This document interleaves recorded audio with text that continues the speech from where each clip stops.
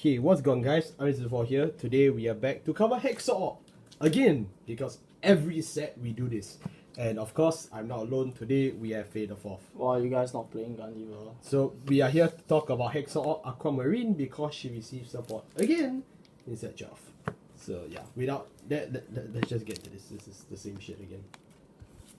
We're playing the youth. We decided to stop allegiances. We're playing the youth bug starter. So that we can so that we can prank people into thinking we're playing youth bug. Yes, good idea. And then we're playing tier square sorcerers because we like to waste color blast to draw a card. We're playing pentagreen sorcerers because now we have a new combo where we wait until turn 3 to use our cycle card rather than using our cycle card for the whole game because we are bad at managing resources. And then we play Hexaorb Aquamarine in the right deck now rather than the original because as time has gone on, I think I've realized that aggroing is much better than just doing 3 attacks with big numbers. So, and anyways, if you split the power with normal Hexaorb, it will just be the 15k guard anyway. So you're better off just having the 5 attacks as early as possible.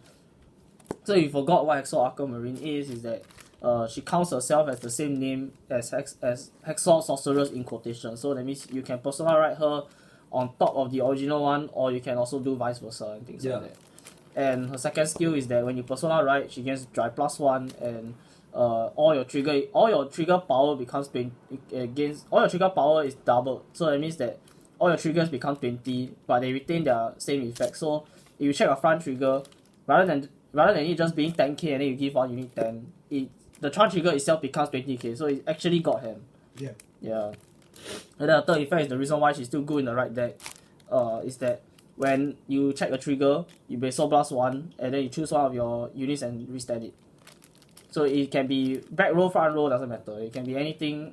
You can just restand whatever you want as long as you check a trigger. Yep. Yeah.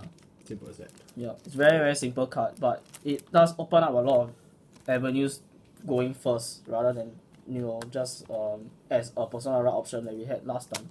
Moving on to grade 3s, we play 4 copies of Aquamarine, 1 copy of the Cup Regalis, and then 4 copies of Sages. So Aquamarine, self-explanatory. The card also is self-explanatory because it's a very personal right reliant deck. You want to play as many personal right as you possibly can, and if you don't see the personal right, you just go home and cry. Then you play the strongest card in Keter Sanctuary, Knight of Deeply Laid Stratagem Sages. So Sages is a $60 card mainly because he has 4 very broken effects. We suggest three broken effects. Actually no, it's actually 4 broken effects. 4 broken effects. So his first effect is the blanket effect for all the Festival Collection cycle cards. Is that if your opponent drive checks or damage checks a trigger, he gains 10k. So on your opponent's turn, let's say they check a trigger, he is now 23k, so it's harder for them to try and damage you by attacking into him. And if your opponent checks a defensive, he just says just says screw your defensive, just gets 10. Easy. They're family friendly. Then his second skill is once per turn when he attacks, because they have to make it once per turn because there's so many withstand effects in Keter Sanctuary. So they only allow you to use his godly skills only once per game. Once per game. So when he attacks, you counter block you look at the top card of your deck and you either put it into your soul or you leave it on top. So this has a lot of applications throughout all of Keter Sanctuary because a lot of Keter Sanctuary deck actually needs soul, and particularly Aquamarine needs soul. And it also helps you scry 1. So let's say like your Bastion, you need to check grade 3s. Oh wait, you don't need to check grade 3 anymore. And also if you see a trigger on top, then you don't soul charge the trigger. Then you may choose one, and you may counter blast 1 and then perform all the following effects depending on whether you could fill the condition. So the first condition is only if your opponent's Vanguard is 14,000 or greater. So basically if they check a defensive or their name is Majesty Lord Blaster, you may gain their power. So that means that their power, let's say they are 23k, Sages adds 23k to himself, so he becomes 36. But that only can happen if they check a trigger, so that means that he goes from 23 to 46. Yeah, so he's a very solid number. Then he can also beat over the over trigger. So because he just adds your opponent's over trigger power to himself. Yeah. Damage negation. Then his second skill is that you may remove a over trigger from your drop zone to choose one of your other units and it gets 15.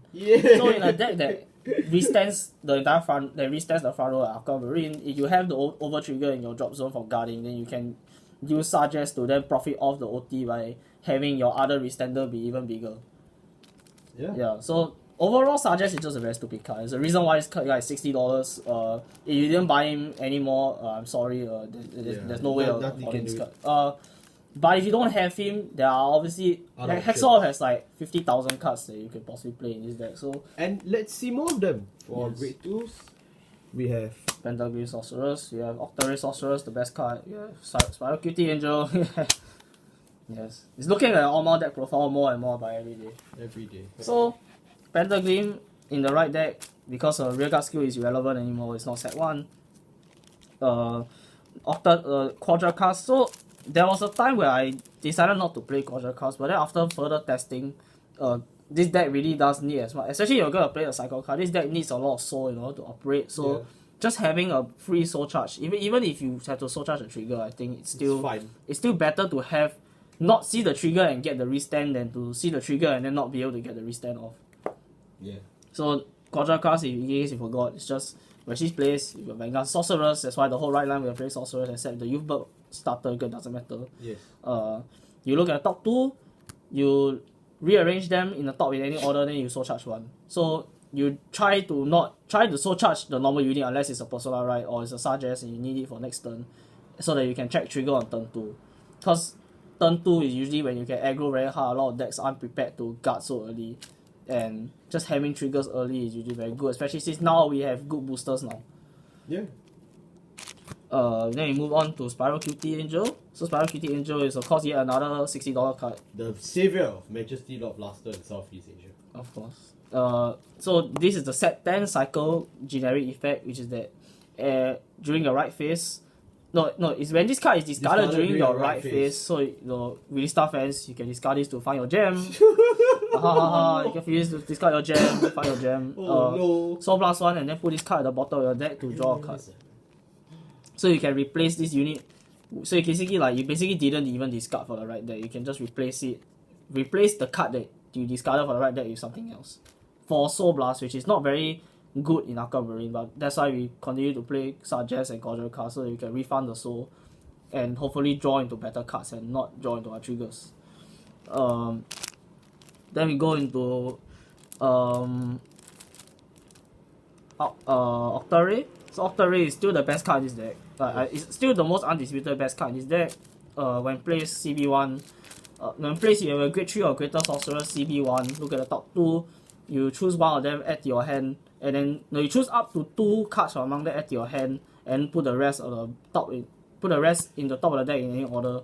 And if you added 2, you must choose 1 card from your hand and put to the bottom. So you can do some reverse stacking, but more often than not, you're just gonna put back cards that don't have any shield from your hand. You can just filter back, Yeah. And then when every time that she attacks auto, if you Persona Road during that turn, she gets 5. So in total, when you restand her, she gets 10. Yeah, all done. Yes. And then this is the card from set 12. It's Apple Wind Sorceress, if I'm not wrong. Can't really remember the name.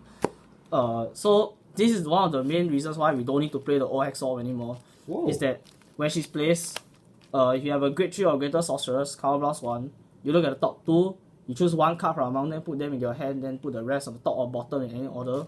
And if you Persona Road this turn, you can choose a critical trigger. You can choose either a critical trigger or a front trigger from your hand and put to the top of the deck. What? So if you remember, that is basically what the original Hexaorb does. So she has completely replaced the original Hexaorb because now you don't have to go back. You can do the original Hexaorb effect of stacking the trigger so that you can still stay on Aquamarine. so you can still have the guaranteed trigger and then also be able to stay Aquamarine for the restand. That's insane. Yes, but the problem is that she does that's all that she does. She doesn't get any power or anything. So Sargeras is just much better. Delta Pen Sorceress. Or Delta Pen Sorceress. That's pretty good. Yeah. Wow. Hexaorb has a doctor now. Yes. Moving on to our grade 1s. It's really simple. Tier Square.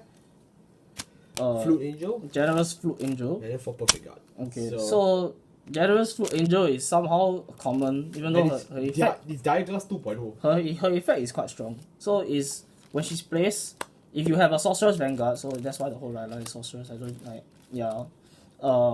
you discard 1 card from your hand, and then you look at the top 2 cards of your deck. You choose 1 card from among them, put them in your hand, and the other goes on top in any order. So it's basically just Psychotic. it's basically just like like Rectangle Magus, a lot of the OG Oracle Tate cards where you just like 1-for-1 filter. Yeah.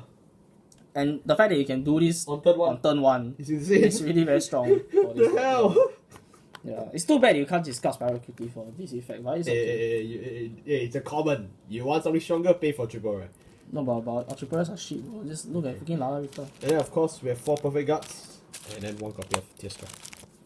Yes. And of course for grade zeros, Mr. Youth, we love you Casey.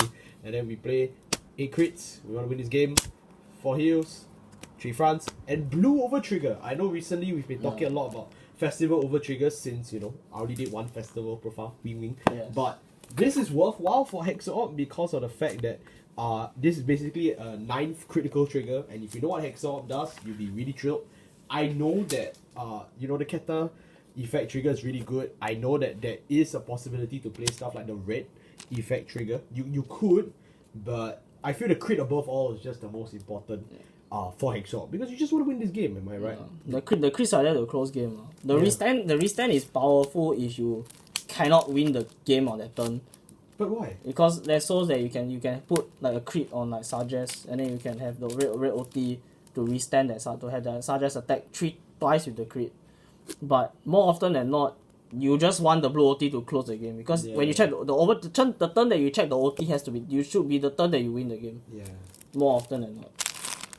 And yeah, that wraps up our Hexaorb deck profile for Dbt12. As you can see, we are benefiting from Festival, we are benefiting from Dbt12. Hexaorb always gets support, no matter what set we are in, and it's still winning. It's still a deck that's getting consistent support, good support at that. And I'm happy to keep covering this deck every set until I eventually retire from this game, because god damn it, we have like 13 Aquamarine videos at this point. Any thoughts?